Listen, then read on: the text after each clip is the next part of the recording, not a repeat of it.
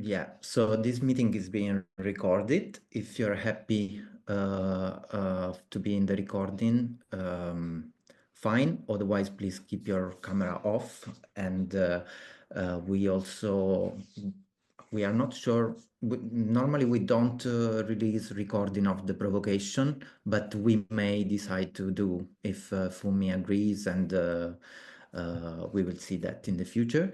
But also for everybody else, if you don't want to appear, just keep your camera off. And so it is a great honor for me to introduce Funmi, Adewole Elliott, that I know. Actually, I know of her for a long time, but I finally meet only 1 year ago. And so it is a really, and at the moment I'm getting to know her more and more, and it's a delight because there is so much that I am learning. And just to say, Funmi Adewole Elliott is a performer, dramaturg, and academic. She holds an MA in postcolonial studies and a PhD in dance studies. She worked in journalism and TV production in Nigeria before transitioning into performance after relocating to Britain in 1994. She toured for a decade with mainly physical theatre and African dance drama companies, whilst working as a dance advocate within African and diasporic dance and independent dance scene.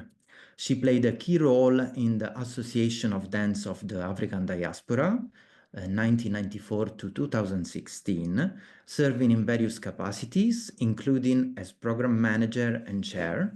In recognition of her contributions to reshaping perceptions of Black dance in the UK, she received a Lifetime Achievement Award from One Dance UK in 2019.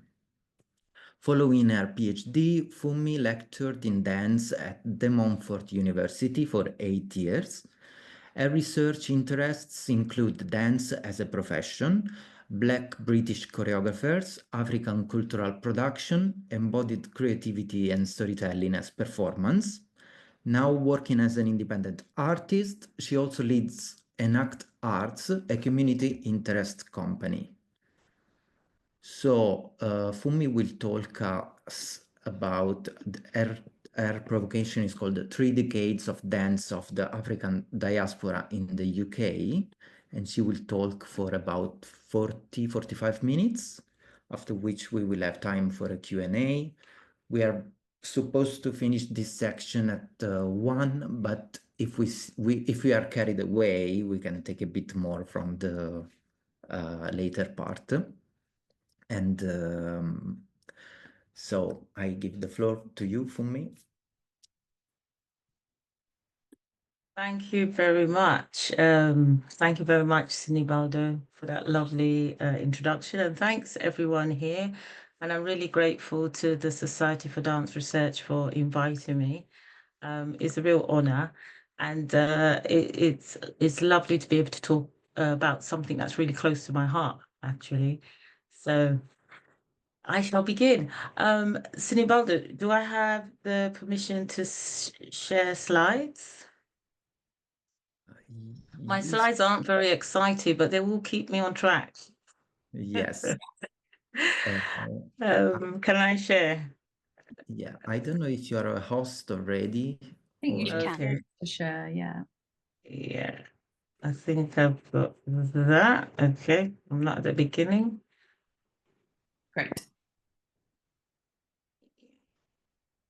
Oops, they're stuck. I'm trying to get them to run. So I'm going to be talking about 3 decades of DAD, Dance of the African Diaspora in Britain. And I'm starting from 1994. So it was 30 years ago last year when the term Dance of the African Diaspora began to be used in the subsidized sector. We know it's a term that pre-existed 30 years, obviously, but it became a term in in the sector at this time. So this is a sort of reflection as to what happened over those 30 years in a nutshell. I'll whiz through things. So forgive me if I leave out big chunks of stuff, because the aim is to drive towards the provocation. So I will do the following. I'll talk a bit about the circumstances Adad started in, that is the Association of Dance with the African Diaspora, what he achieved and its limitations, and how do we build on this legacy of what the organization has done. Just to say that the legacy is already built on in many respects. People are using what happened in the association. And the landscape now is very different from the landscape when Adad started.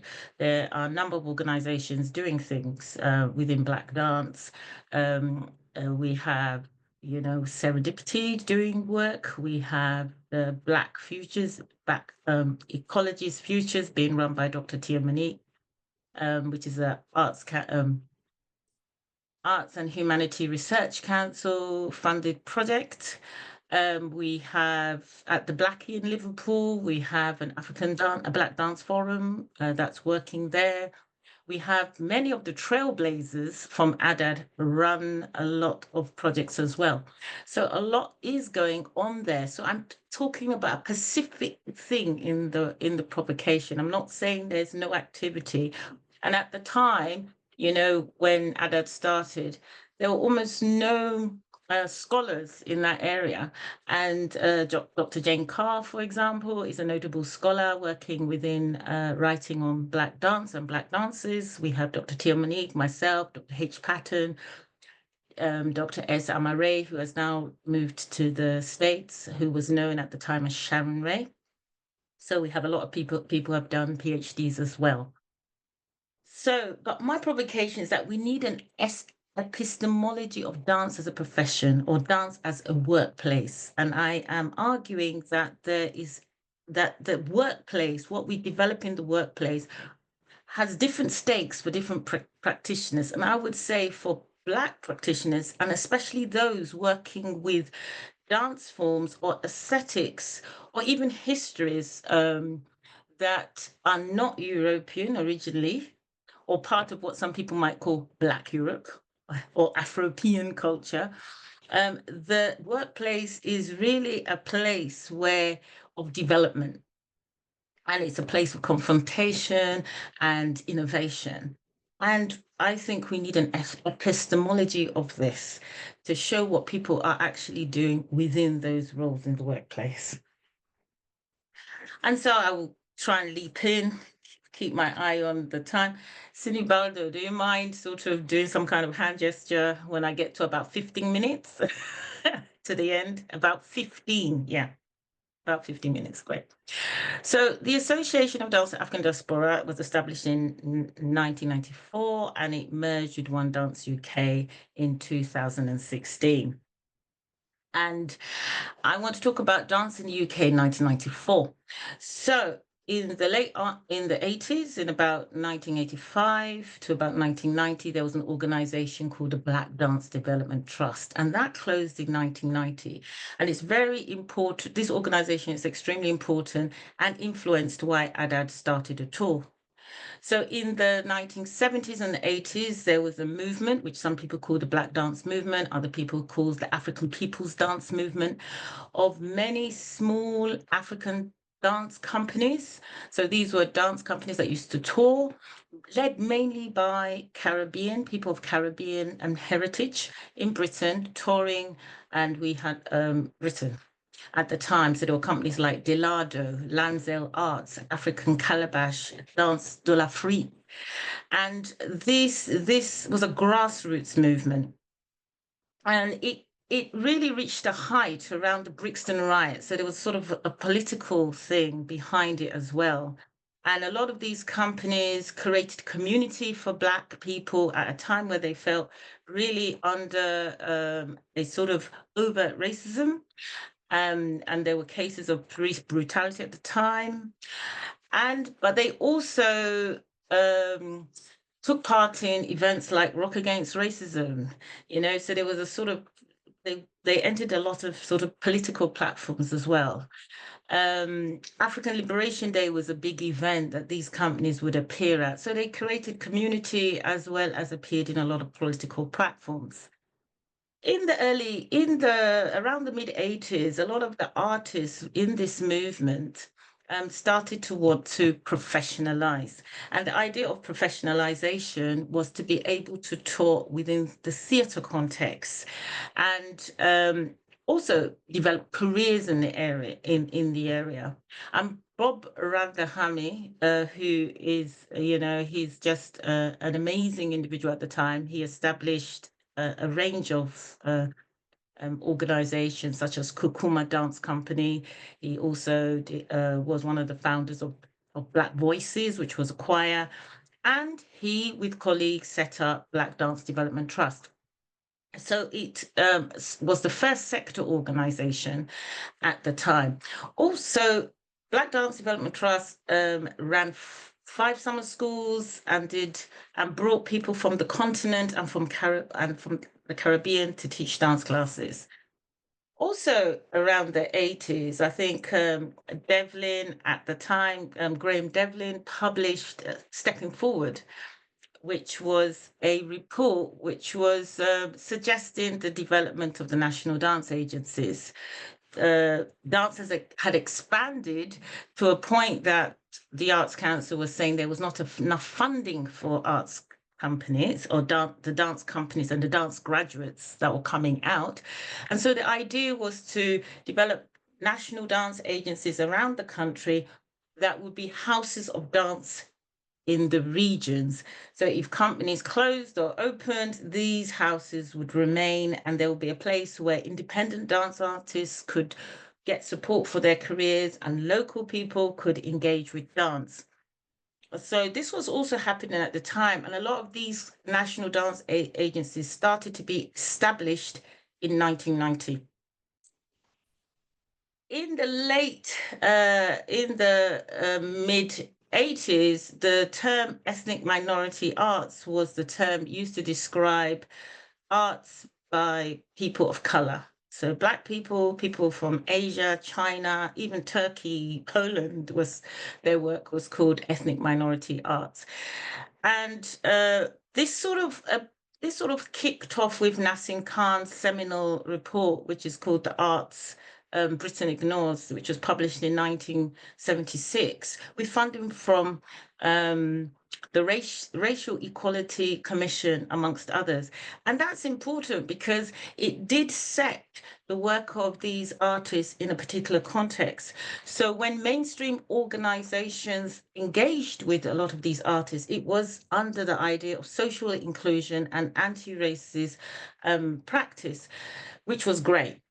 But many of the artists wanted to develop as artists. They wanted to develop careers and started to feel that they were kept only in certain, relegated to certain kinds of events.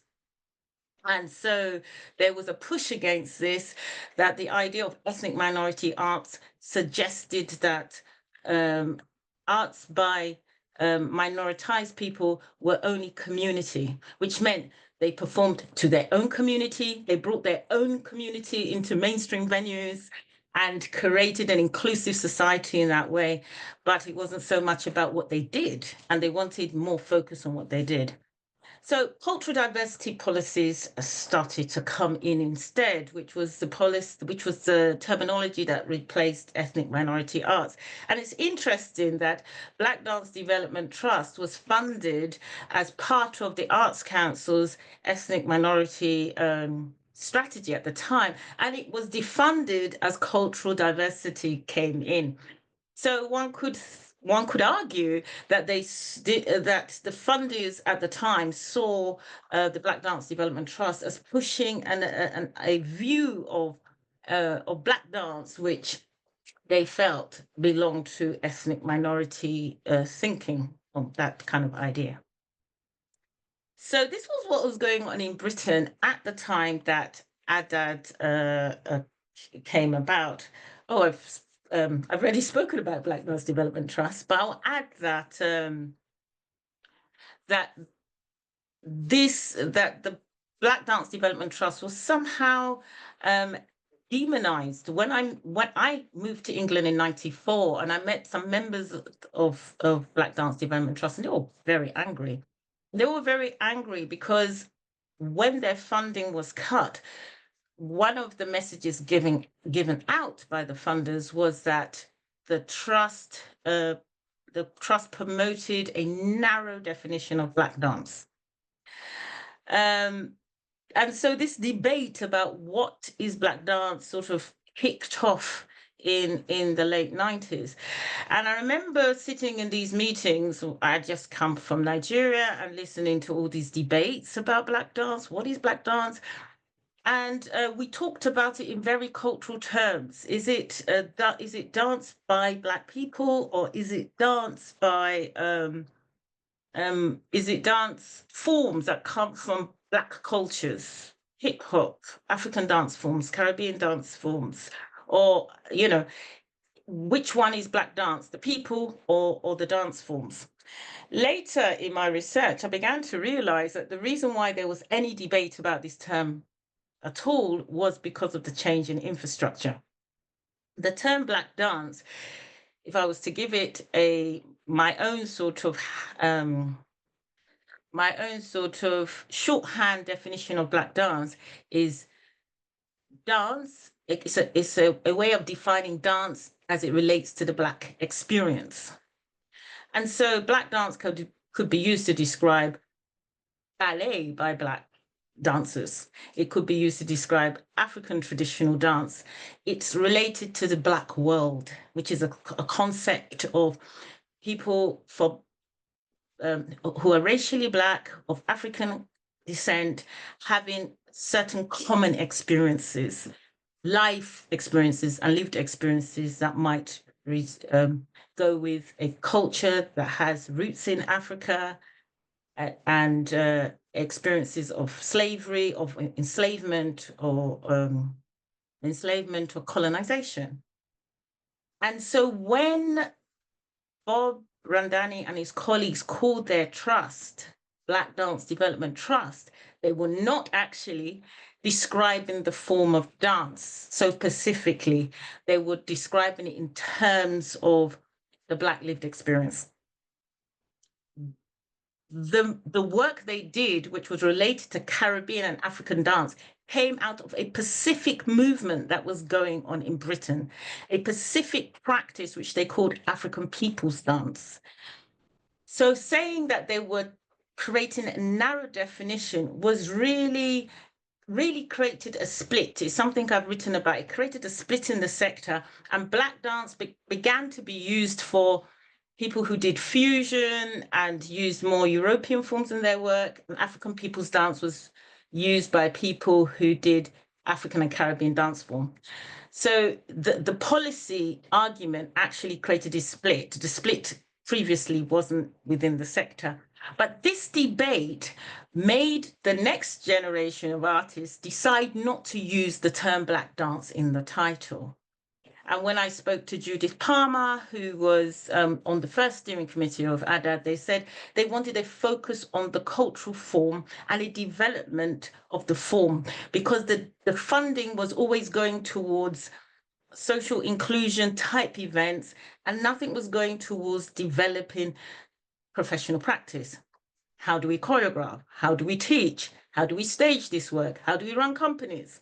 It wasn't going in, and it was difficult to develop that when Black dance was linked to these agendas. So they decided not to use that term in the title, but rather use something like Dance of the African Diaspora.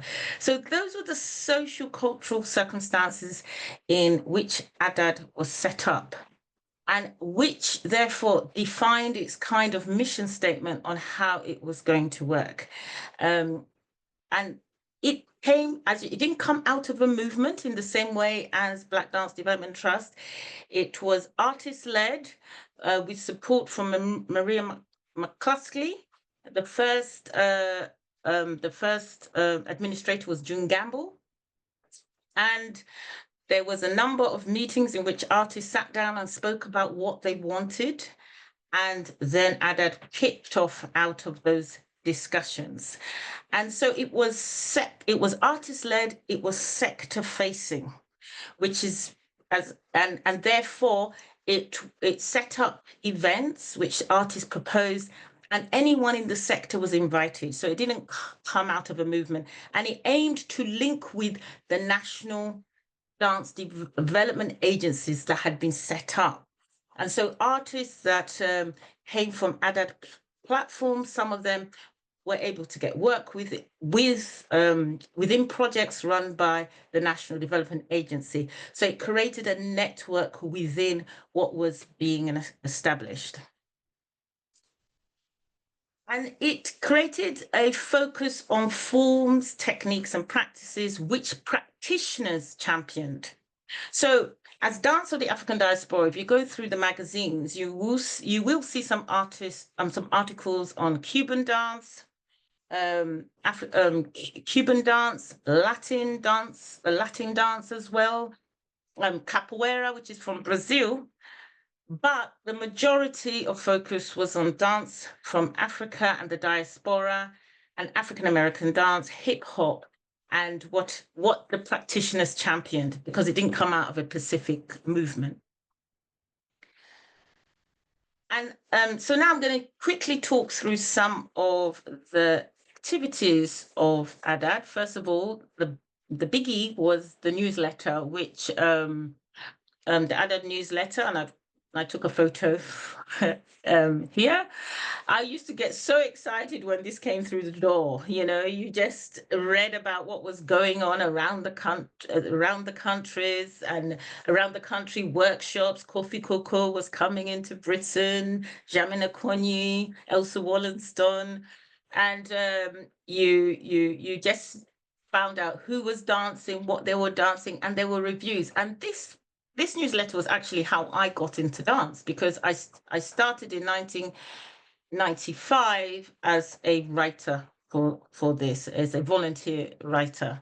So Adad used to do communication days. They used to have Black focus days, and they used to run a choreographic platform, which was I think, me looking back, I think it was groundbreaking.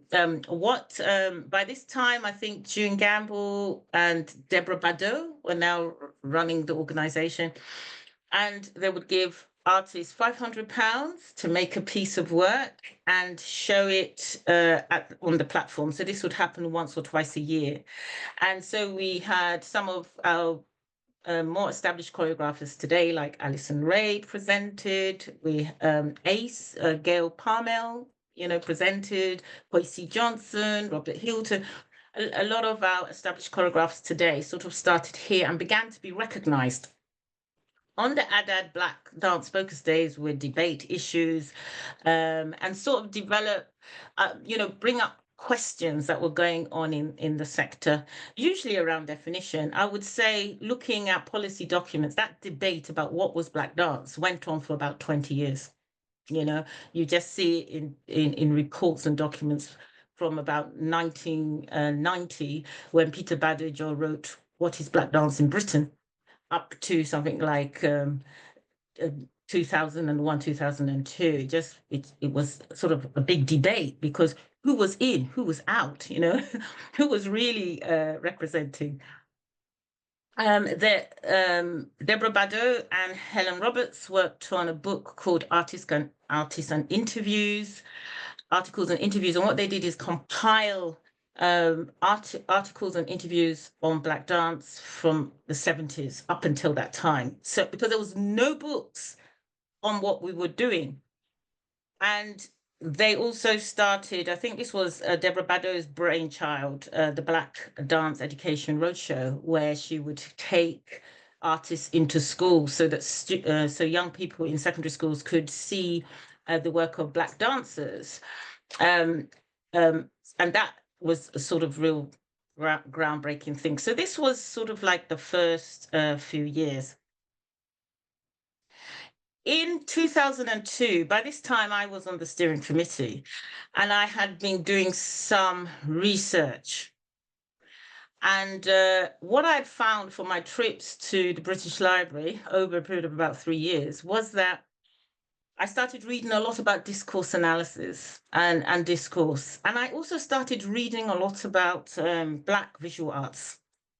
And what I found was that the reason why 10 minutes, the reason why we didn't read. Funmi, sorry, that was just the 15 minutes you asked me to tell you. 15. Oh, much better.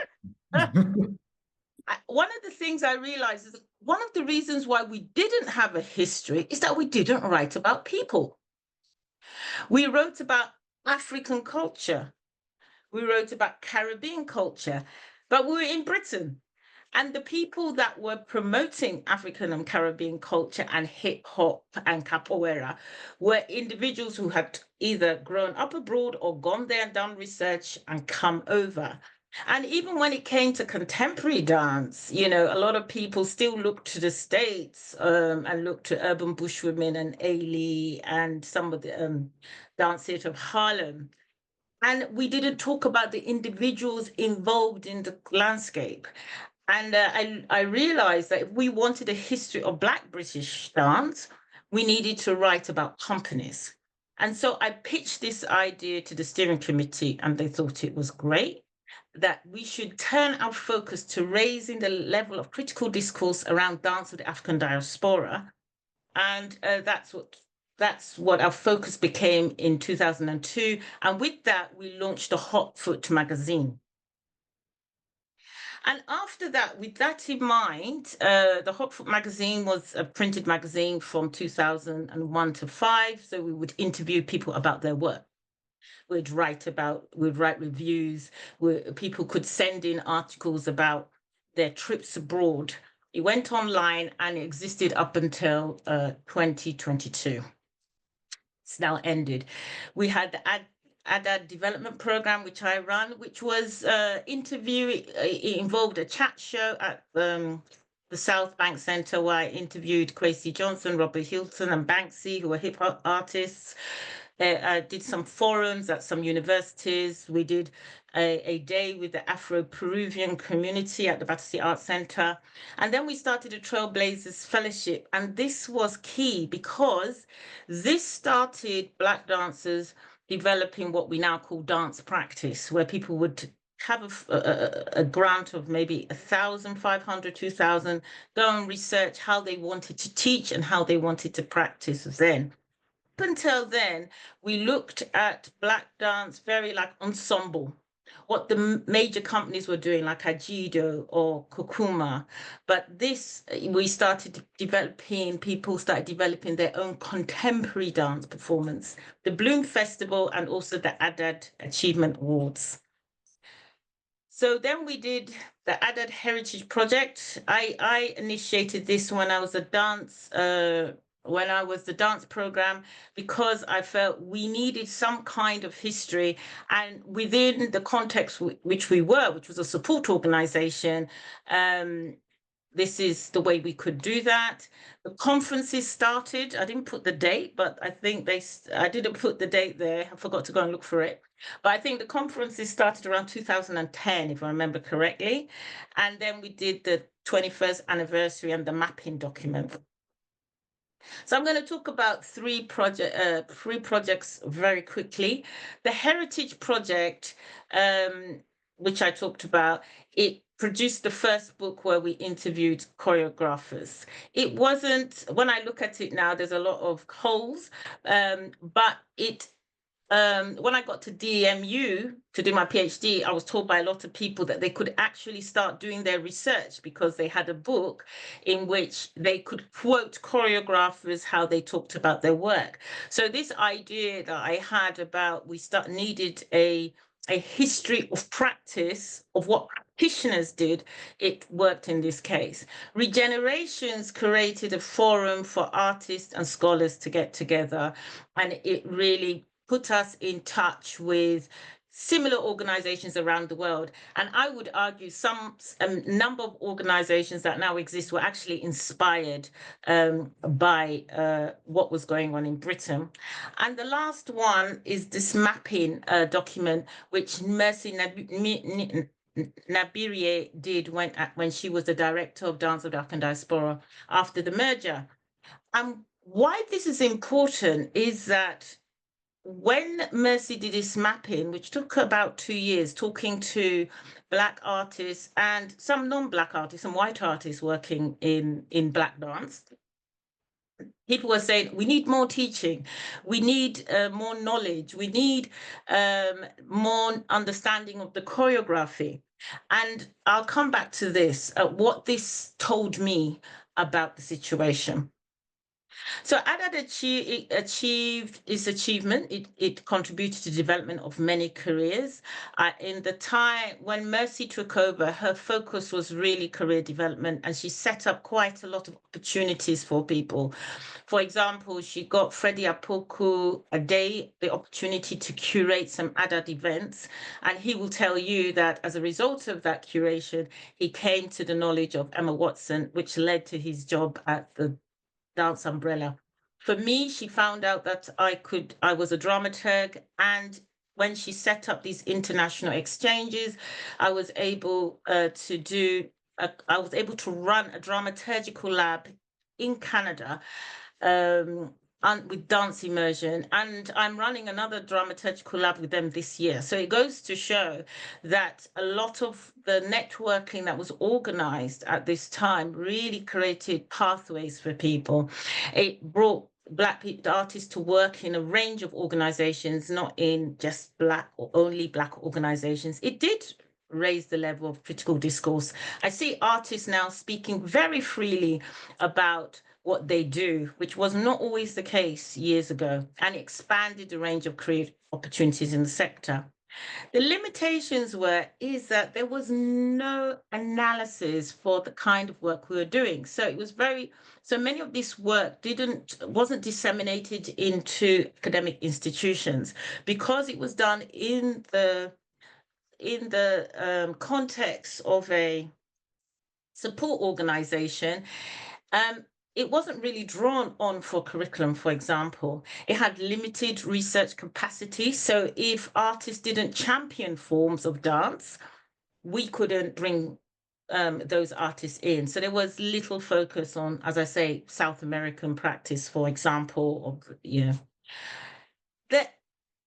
ethnic enclave sort of still remained in a sense. For example, most of the discussion around the work of Black artists is about identity.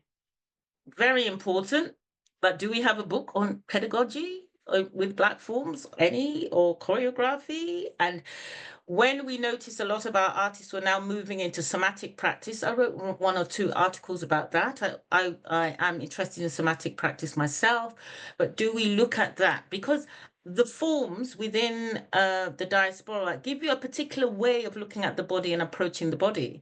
And so there is something there to be explored, but it's identity that seems to be what is most easily done. So I think that's a legacy of the social inclusion thing to some degree. The use of archives is limited by people in the sector. And unless you have a history is a context for action. It provides context for action. If you don't have a history written, which makes certain arguments for you or poses questions to you, what do you go and look in an archive for example? Why would you go to an archive? You go to an archive when you have a history and you read the history and say, there are gaps in that history. I'll go to the archive and fill those gaps. I know my mum was part of that movement and she's not mentioned. It's something like that. But if there's no kind of history of practice, I'm saying, and then lack of theory. A lot of what ADAD did exists in oral history. We say, oh, do you remember when that happened, or that thing happened, or grey literature, which sometimes students are not even allowed to quote. So in that case, the context made it limited, and there was no platform under which to raise the funds, because I can tell you, I tried to move this kind of information into a place where it could be utilized so that the next generation don't think they're starting from scratch. Because a lot of stuff has been done. So this is what I say. Discourse, which we tried to produce in ADAD from about 2002, is terminology plus how we practice it in real life context. How did we use the term dance of the African diaspora? We used it in relation to practical things, and that way we used it needs its own epistemology and understanding. We cannot use ideas solely from anthropology to explain what was going on here, because artists were working in cultural context, they're working in relation to policy, they were translating ideas via curriculum into the classroom, they were speaking back to they were maybe in conversation to things that might be happening in a social context, in a village, in a homeland, as well as what they've experienced from a theatre company. So it needs its own epistemology. So that is my provocation. How can we effectively share histories of professional practice? We need an epistemology of the workplace. We need histories of dance of the African diaspora as a profession in the UK. I sometimes feel we keep looking to Africa, keep looking to the Caribbean, keep looking to Africa, America, because they're older dance, they have older dance scenes, let me say. But what's happened in Britain, I don't think it's fully expressed. I have spoken about ADAD. There was also the Mission, for example. There were other organizations doing stuff which I'm not talking about today, but there's so much that has been developed. I have two questions I would like to ask also. Is working with cultural forms and influences still important now, as it was then? And is creative practice with cultural forms still considered diluted, or has another point of view emerged? I think that why some people don't talk about their practice is that usually there was a thinking, and maybe there still is, that if you develop a practice drawing from African, Caribbean, or social dance or traditional forms, it's diluted and therefore not of much worth. Is that idea out there? Is that one of the things stopping us from really embracing what has happened within Black British dance? Thank you for listening. Thank you very much, Funmi. That was great. So rich of insights and information. And I cannot see everybody. I can see the chat. Maybe I removed the spotlight. I wonder, I mean, I'm sure there is a lot of people in this chat that will have much to be in dialogue with you. And you mentioned some of the people there. So I ask everybody to contribute and to animate this debate more than me doing it. So I don't know if anybody has any questions or any anything they want to share or ask to you. Otherwise, I would have a curiosity that maybe, but maybe I can keep it for after. Good morning. Yes, I'm sorry, I'm on my phone. My name is Emily, and so I'm unmuting. Thank you so much, Dr. Funmi Adewole, Elliott, for your presentation. So I'm based in Toronto, and we have met briefly during an event, the Yensa Festival, and I'm also part of Dance Immersion. So I'm really excited to be listening to you.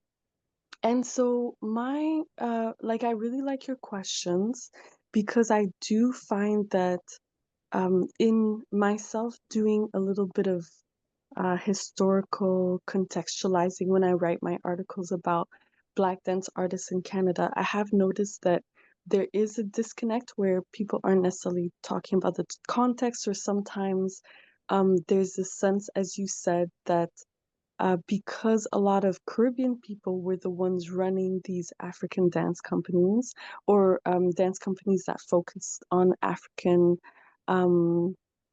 traditional dances, there seems to be this idea that it wasn't rooted in like this sense of authentic African dance.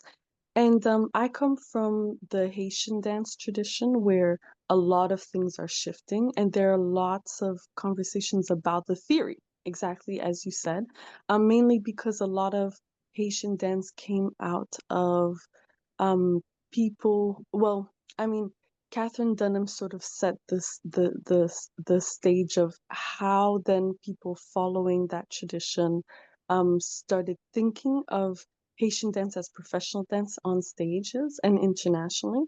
And but now a lot of things have changed, and um, because of also the crisis in Haiti, you have a lot of professional dancers who are developing Haitian dance outside of Haiti.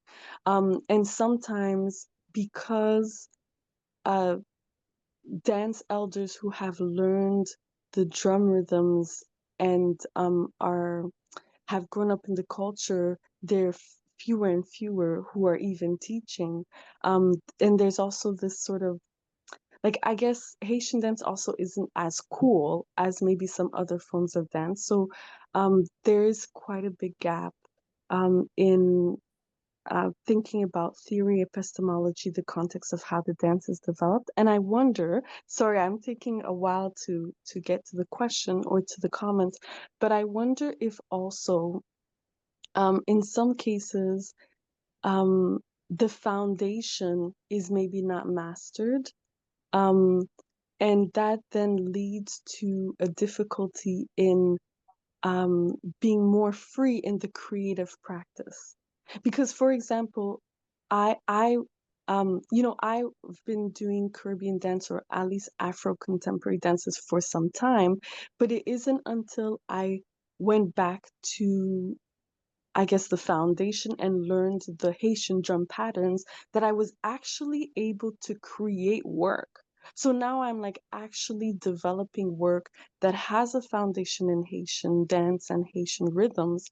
But now I feel like I actually have a vocabulary, whereas before, unless I focused on Horton technique or Graham or whichever, um, it becomes like Haitian dance for me, or like Caribbean dance, because prior I was doing other forms as well, became a bit static because I didn't have a place to, I didn't feel like I actually had like the, I guess maybe foundational movement or rhythms to really refer back to. So yeah, sorry, that was quite long. Thank you. I know how sometimes it's difficult to formulate questions in this field because there's so much I think we haven't dug into. That what you're describing is quite usual. A lot of us learn through what can be described as repertoire pieces.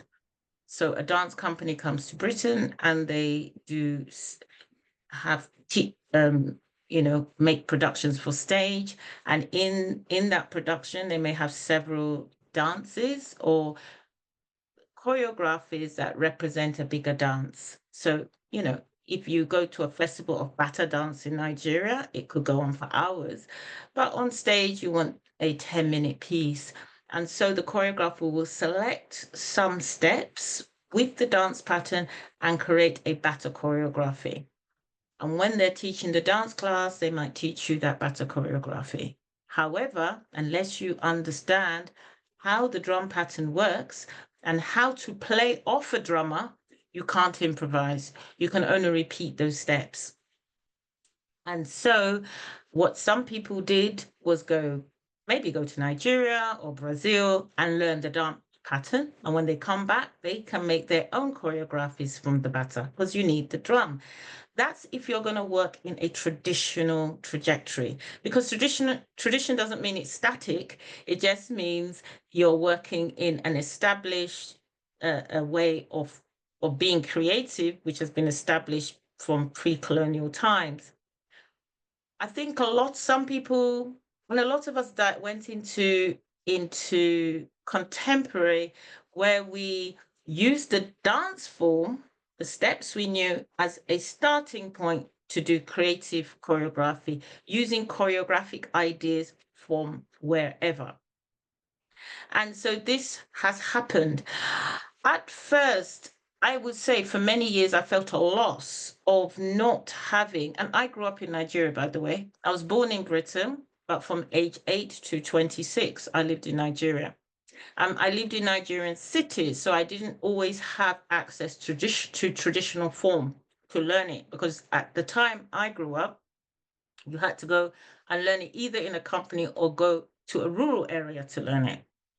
So I felt a lot of loss that I didn't have the opportunity to learn the drum rhythms to the depth I wanted. And then at one point, I decided to explore the context in which I was born. And I think I shifted my focus and said, this is what I've received. How do I work from here?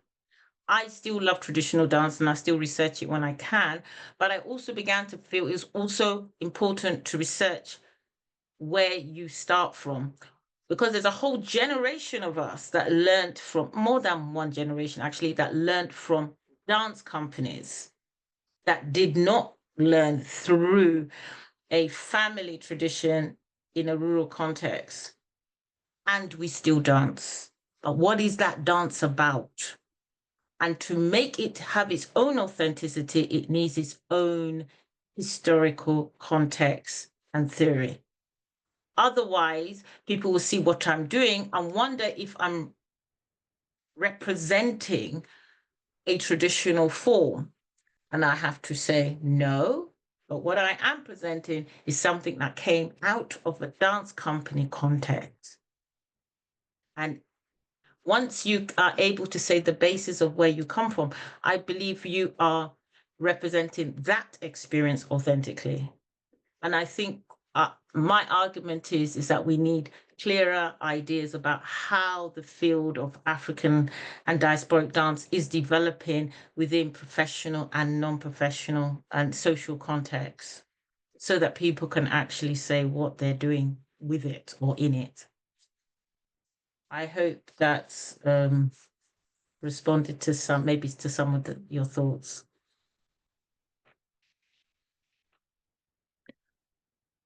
Yes. I mean, I have more. I have more questions, but I'll leave it to that, and maybe I can email you.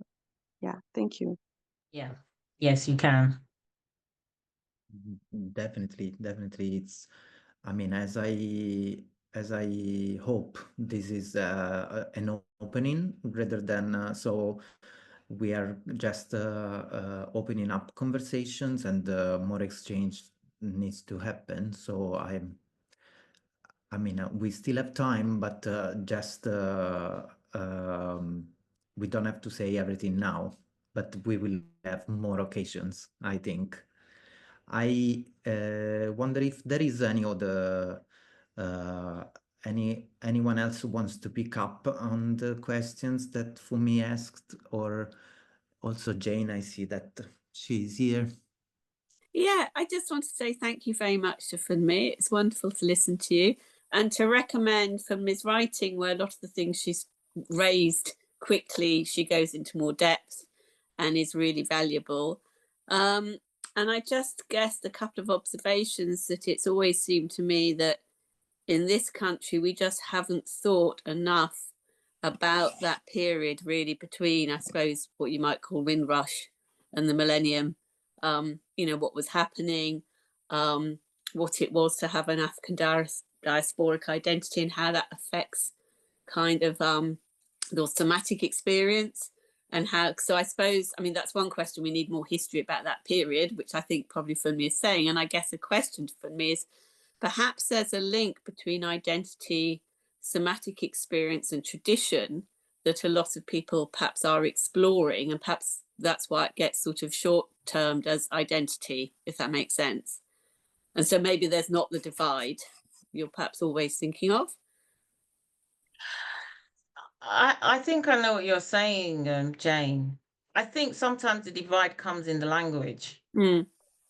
Because if the conversations are either about identity in terms of I'm using dance to locate myself in the world, do you see what I mean, or situate myself in the world, and it's always using those terms. I mean, for example, I've been in studios with dancers, and they only talk. I'll use an example.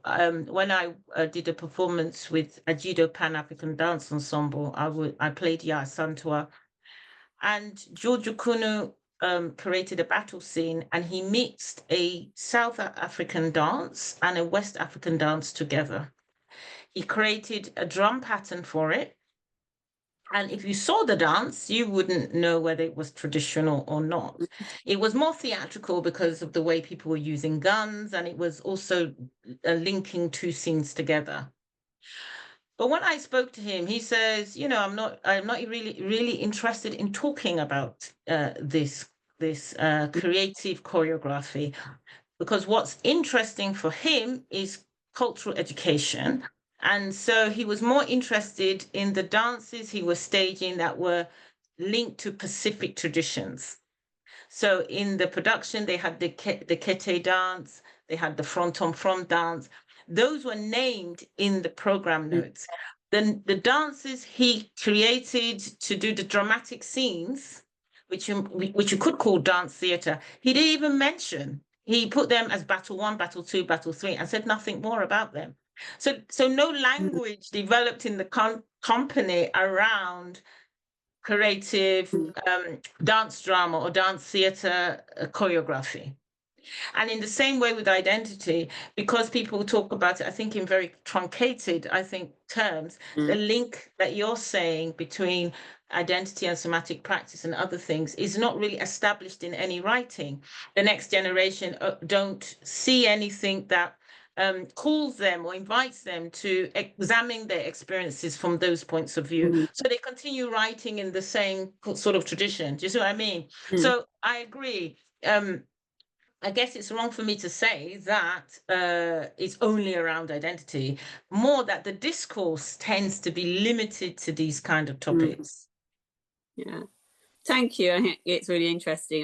And I think it's a challenge for epistemology around the whole of dance, yeah, but particularly affecting where there's a tradition that doesn't, do you know what I mean, have that weight to support its study. Anyway, thank you.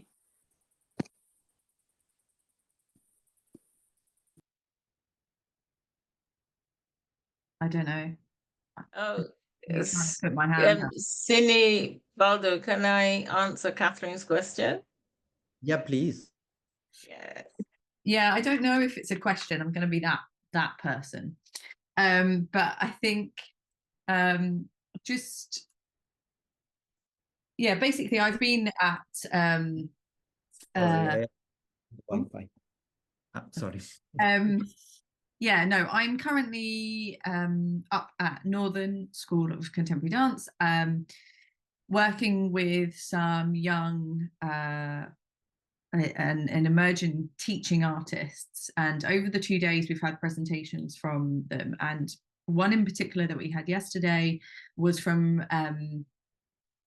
Francesca Mathis, who some of you may know, but she's developed a practice which is called stepping in situ, and just some of the ideas that she was exploring, particularly around what was just raised there around identity, and also the what you mentioned for me around the kind of dissolved, I don't know if you used the word dissolved, but the kind of yeah, I can't remember what term you used on the slide. Diluted. So I was thinking dissolved and diluted. That's right. But she was talking about identities. I've actually got the quote here, but identities informed by dissolved histories often disrupt the direct connections to ancestral wisdoms and affect one's lived experience of identity. So I was just really intrigued with this stepping practice that she's developed that really kind of thinks about identity and intuition in relation to her mixed heritage, and she's coming from an African background. She's moved over here from South Africa. But I was just trying to think then about the connection between what I experienced yesterday and even this morning with another young teaching artist who works in dance of the African Diaspora, and your writing previously around, or your explorations of artistic citizenship and praxis. So I'm just sitting with these ideas, like, because it feels very kind of like present at the moment because of just what I've experienced over the past few days, but also linking back, as Jane mentioned, to your previous writing. So I don't know if you've got any responses or anything more that you want to kind of offer, particularly in relation to the artistic citizenship and praxis. But yeah, just kind of offering that as a prompt because it's really fertile ground. I think thank you, Catherine. I think what happens in African and diasporic dance is extremely diverse, and that's why I think it's important to bring a history to it. And as practitioners, and when I say professional practitioners, I'm not making a hierarchy over social dance and saying, because I've been in those debates, when you say professional, you're trying to say the social dance is not of high quality. No, it's not a qualitative statement. It's about where you work and what your work functions in. Because I have engaged artists who work within community settings and invited them to the theatre, and they say, what for? We're not interested in that audience. We don't, we're not interested in breaking our work down. We're interested in talking about it. We're not interested in, we want to perform with people who understand what we're doing, and that's that. But when you decide you want to move into a contemporary dance context, or you want to work on stage or in studios or engage with audiences, you get into a place where you start putting what you do to language, because you are stepping outside specific cultural context. You're working across a lot of borders, and that is what contemporary dance for me, contemporary dance is actually defined by how it functions in society more than the style. When you move in contemporary dance, you're moving with contemporary ideas, and you're working in a lot of public sphere spaces, schools, educations, you're speaking with policy. And once you come into this place, discussion is important, because you're not talking to people necessarily from your cultural background or anything like that. And if you want to inhabit that space and work in that space, that becomes part of your practice in a way, finding that language, teaching people who are not from your background, and so in that space, I mean, I started thinking about the idea of cultural citizenship, because some of my elders will say, why are you doing this? Why don't you represent African culture? You're an African woman, come on stage, represent African culture. Dance the traditional dance that you inherited, the way in which you inherited it. And I think that's very valuable. But I also know that our society is not is multidirectional. It's not one direction. And within the spaces I work and live, I want to be engaging with the thinking of the day through dance, which means a form or a style which is just saying to the audience, appreciate the dance, the Bata dance from Nigeria, appreciate, the Zulu dance from South Africa. Talking with that audience, it doesn't work. They will appreciate, but I do not engage with them in the ways I want. And thinking about, what was I doing then? I was working as an artistic citizen. And I know that artistic citizenship is used in a variety of ways, and maybe not in the way I'm using it would, you know, other theorists use it, but I'm using it also in a sociological sense. The theatre is a social space, and it's an institutional space which I'm working with. It has a function. We used to be told that theatre is just entertainment. No, it is not. If you go into a country and you look in all the theatres and you don't see anyone like yourself, then you'll realize it's more than entertainment. You want your representation there. And why?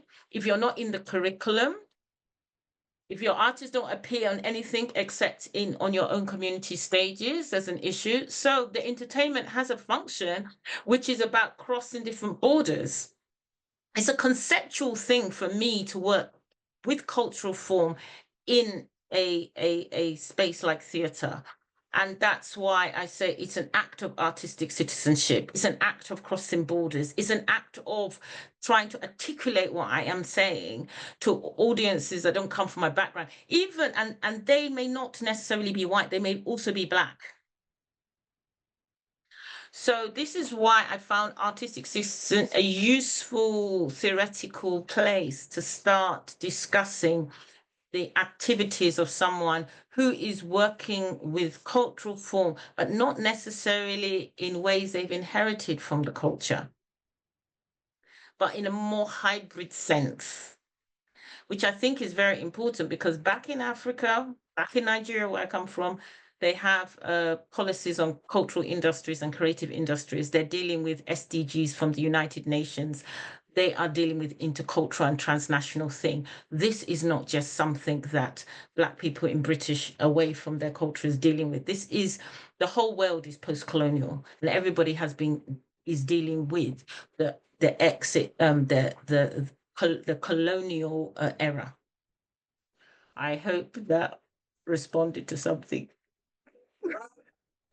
Thank you. No, thank you. It's really interesting. That was super interesting and grateful insight. Also, thank you very much, Catherine, for bringing that up. And I think we are on time to move on, but I'm aware that there might be more questions or more responses to the provocation. So if anybody wants to still contribute, I think we can still take maybe 5 to 10 minutes more. Otherwise, we move on to the proper AGM.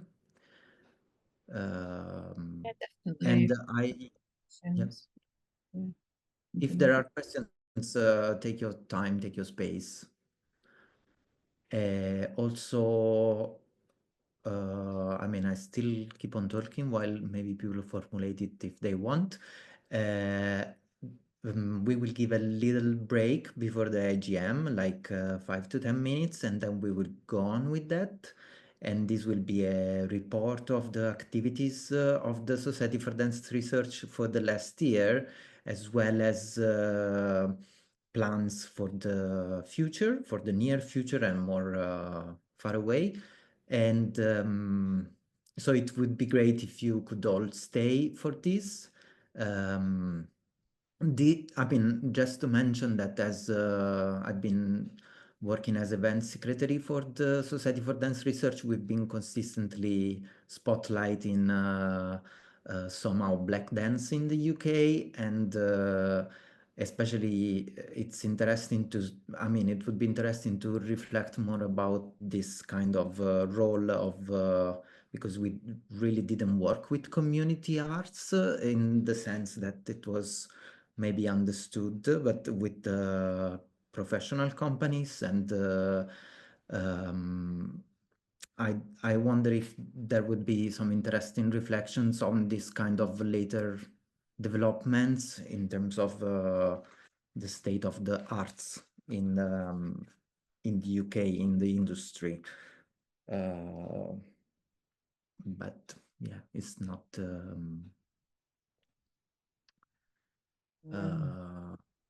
I hope this is in a way just the beginning for more Black arts to be at the center. And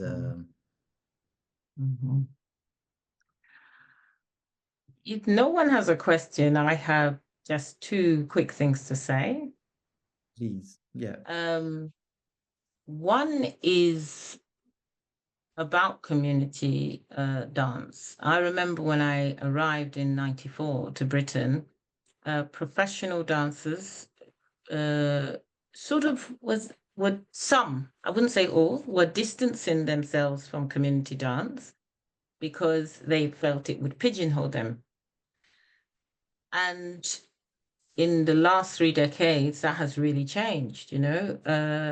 Almost every artist has some kind of community dance practice. They're happy to work with communities as well as work, you know, on theatre stage. There seems to be more of a shift, and I think the drive of community dance has actually strengthened what was professional dance. And I think that shift also made it changed, I think, people's way of viewing the work of Black dancers. You know, it sort of shifted that as well.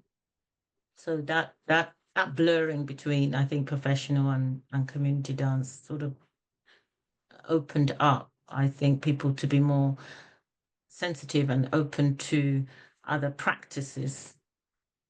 So I just wanted to mention that. And the other thing is that if you are an artist or run a dance company, I would always encourage people to write the history of their company, if they can, even if it's a series of bullet points, to write mission statements of projects or aims of projects, and document what happened with who and when, because I think that is very valuable when you start looking at what your company is doing against the wider historical landscape or what's going on wider.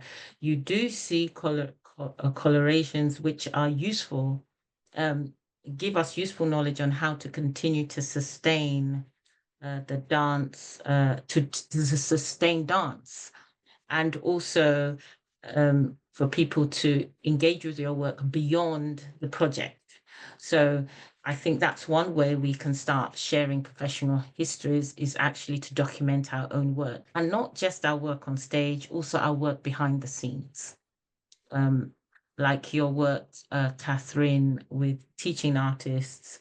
That sounds super interesting. And I think if that was sort of documented, like the conversations and maybe some ideas or shares or the problems that arise, I think these kind of things that we often leave out of dance are extremely valuable for the sustaining of career and to develop our understanding of what we are doing as dance practitioners.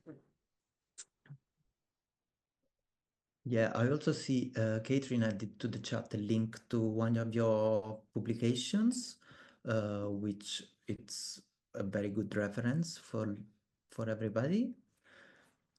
And I wonder, I mean, I wonder if anybody wants to still contribute or to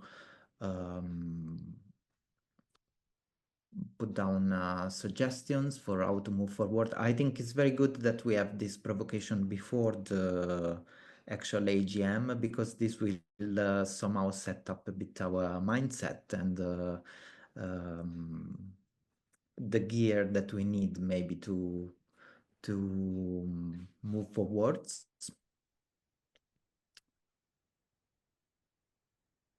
But Yeah, otherwise, oh yeah, please. Yeah, I just wanted to say thank you, because I think that I realize as I've been listening, as I've been listening, that my thoughts also go to how people articulate, how people or how Black dancers, many Black dancers, I think also are seeking how to express identity. as they are exploring their dance practices. And I think that, like, what I'm coming to realize more and more is that it is a inner conversation of because as you were talking about contemporary, I was thinking, yes, that's it for me. I find that I do contemporary dance, but I use traditional Haitian dance. But it becomes contemporary because I'm telling present day stories of my own life, and I'm telling them in a very Canadian context. Um, and just thinking about yeah, how maybe also things that are defined from the outside as traditional are simply also like rhythms that reflect just who the person is in that particular time and place. And it may be derived from traditional, either consciously or unconsciously. But I do think there's this, maybe, I don't know if it's a tension, but a constant conversation within many Black bodies also, that where I find that I'm also dealing with, as you said, this context of colonialism where there's the question of, sometimes there's the question of like going back to a foundation, but other times there's also, um, uh, yeah, defining or finding the movement that simply just is in a particular body, if that makes any sense.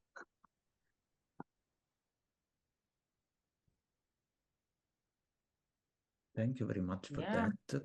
I don't know Funmi, if you want Yeah. to say anything. Yeah, I would just say that those are very valuable thoughts, Emily. And I think there's a rich place for you to research there if you want. Because as you say, a lot of that finding, you know, as I say, continue to research traditional dance when I have the opportunity, but I'm also looking at sort of my own movement where it is. And this idea of location and who we are, I think is a strong theme of exploration for people who are African or diasporic descent.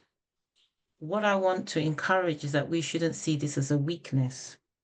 For many years, we sort of thought, oh, you don't know the older rhythms, and therefore your work there's a weakness to your work, or, the fact that you have this question about identity or this question about geography, there's a weakness. I would say that's not a weakness. That is your research. That is your research. And a lot of people will learn through what you do and go on their own journeys. If we keep presenting it as a lack, then even when we make things, we don't want to show them. And if we think back to our ancestors, if they had that idea, we would not have hip hop, we would not have dance hall, we would not have any of these forms where people were maybe enslaved, plucked from their roots. They created then what they needed to do to maintain themselves. My grandmother was incredibly innovative. But my mother, and I find the next generation, became more fixed and holding on to things, which my grandmother, who lived all her life, she traveled, but her house was always in Ife, she would go, oh, I'm now using a plastic pot because I realize plastic pots don't break. So if I put a plastic pot on a child's head and she drops the pot because she hasn't yet learned to balance, great, it doesn't break. Rather than a clay pot, she can use a clay pot when she gets older. Then you would see the university educated Africans saying, no, we must use clay pots all the time or we lose our identity. Do you see what I mean? So I find that sometimes sometimes the angst comes from always trying to compare yourself to what's Right. going on in maybe white dominated context, or what's going on in contemporary dance, or but actually these are the research question, our research questions, and they're not lack, they're not a sign of lack, they're just a sign of our lived experience and what we're living in. Right. Yeah, no, I really appreciate that. Yes, and I totally agree that yeah, that I mean we evolve as cultures and communities and people. And yeah, so definitely there would be a wide range of questions and possibilities in exploring the movement as well. Thank you so much. In a way, this also speaks about the importance of making sure we discuss and we speak about this history specifically to also the UK in a way, because it resonates a lot with other contexts. And as Emily was saying, she's based in Canada at the moment, and still there is so much to be discussed, and the conversation is strong. I see also on the chat, Lucia put a comment, and I can read that, or Lucia, if you want to read it. Sure. I just wanted to say that I think this is a great prompt for the AGM, in which, like, I think we're going to continue thinking about how we can facilitate this process, and like how, especially in the world of today, and how digital knowledge and like how all sorts of knowledge and information is transmitted. It's really, I think we kind of underestimate how much work and how difficult it is, not just to produce all this knowledge, but actually to share it with communities beyond your own. And that's such a difficult, time expensive, and just expensive in general process. And I hope that our society can sort of help people like Emily, who are obviously very enmeshed in doing the good work, and like sharing the results of that, and sharing their working process as well, and sharing all the insights that already are out there, but are sometimes quite difficult to access. So thank you so much for the provocation. Thank you, Lucia. It's true that we have an important role to play in the amplifying and sharing these conversations, especially when we think of the crisis at the university level in many ways, the funding, the cuts, and the places we work with, and so yeah. I don't know if we really went over time in a way, but it was a delight. And I wonder if I see also Stacy put her comment in the chat. Maybe we can have a little break, should we say 5 minutes? I mean, the chat is gonna be here in 10 minutes. Maybe we start again with the AGM. Okay. It's gonna be still interesting, I would say, not only bureaucracy. Thank you so much, Stacy, for coming, and sorry you cannot stay. So again, thank you very much, Funmi, Dr. Funmi Adewole Elliott, for your provocation. I hope you can also stay for the AGM, and we hope to have more. And I know that I mean we will keep on having these conversations. And thank you very much for everybody to participate. Thank you. Thank you.